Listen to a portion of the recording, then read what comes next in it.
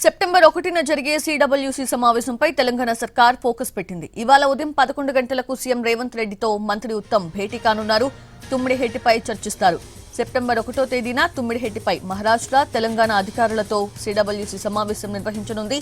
CWC సమావేశంలో ప్రస్తావించాల్సిన అంశాలపై CM Revanth Reddy, మంత్రి ఉత్తమ్ చర్చించే అవకాశం ఉంది.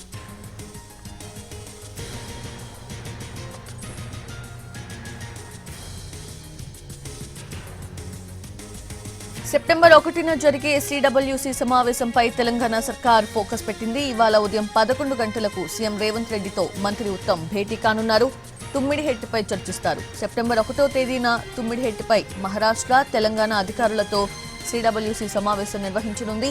సిడబ్ల్యూసీ సమావేశంలో ప్రస్తావించాల్సిన అంశాలపై సీఎం రేవంత్ రెడ్డి, మంత్రి ఉత్తమ్ చర్చించే అవకాశం ఉంది. పూర్తి అప్డేట్స్ తెలుసుకుందాము. మా ప్రతినిధి చారి అందిస్తారు. చారి, సీఎం రేవంత్ రెడ్డి ఇవాళ 11 గంటల తర్వాత ఇరిగేషన్ శాఖకు సంబంధించినటువంటి అధికారులు మంత్రి ఉత్తమ్ కుమార్ రెడ్డి తో సమావేశం కాబోతున్నారు. ఎంసీహెచ్ఆర్డీలో ఈ సమావేశం ఉంటుంది. తెలంగాణ ప్రభుత్వం తుమ్మిడిహెట్టి ప్రాజెక్టుని వీలైనంత త్వరగా ప్రారంభించాలనేటువంటి ఆలోచనతో ఉంది.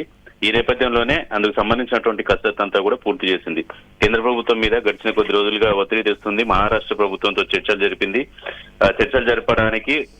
చర్చలు జరపడంతో పాటుగా అక్కడ ముంపుకు గురవుతున్నటువంటి భూములకు నష్టపరిహారం ఇవ్వడానికి కూడా తెలంగాణ ప్రభుత్వం సిద్ధంగా ఉంది.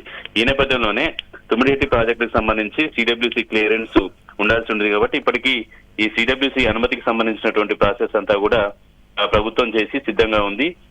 ఈ నేపథ్యంలోనే సెప్టెంబర్ 1వ తేదీన తెలంగాణ ప్రభుత్వం కేంద్ర ప్రభుత్వం మీద ఒత్తిడి తెచ్చినటువంటి క్రమంలో సిడబ్ల్యూసీ కూడా సమావేశం కాబోతుంది. ఆ సిడబ్ల్యూసీ సమావేశంలో తుమ్మిడిహెట్టి ప్రాజెక్టుకు సంబంధించినటువంటి మహారాష్ట్ర, తెలంగాణ రెండు